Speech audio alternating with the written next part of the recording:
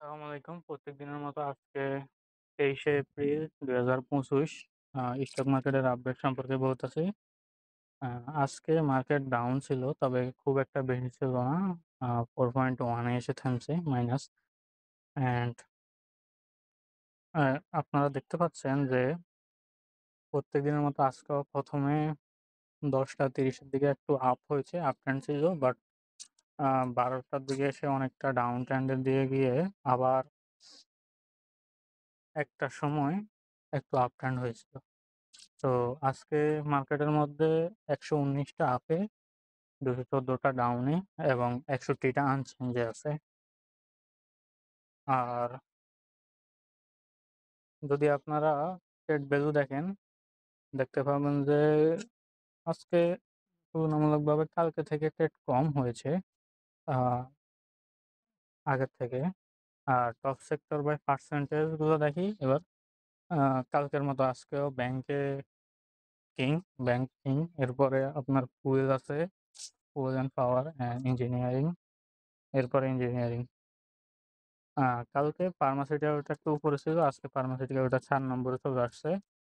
এবার আমরা top top শেয়ারগুলো দেখি।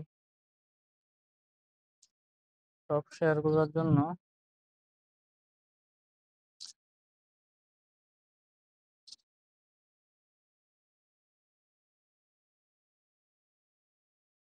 এখানে টপ সিম্বলগুলো আপনারা দেখতে পাচ্ছেন। আ এখন এখানে 9.95% চেঞ্জ, অনেকগুলা 6.45। আর এখানে টপ লুজার গুলা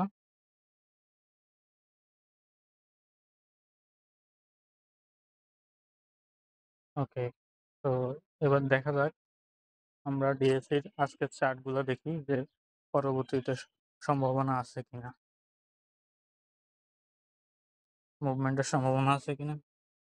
তো যেমন আপনারা দেখছেন যে আজকে ভলিউমটা অনেক কমে গেছে আগের তুলনায়। বাট আমার মনে হয় কি আজকে বায়াররা এবং সেলাররা একটু কনফিউশনের মধ্যে আছে। আ এটাকে ডোজি বলে আ সেই এনালাইসিস এর ভাষায়। এবং এটা তখনই হয় যখন কনফিউশন থাকে বায়ার এবং সেলারদের মধ্যে।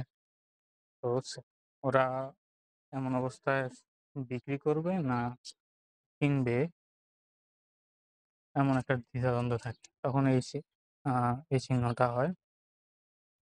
তো এই পর্যন্তই। ধন্যবাদ সবাইকে।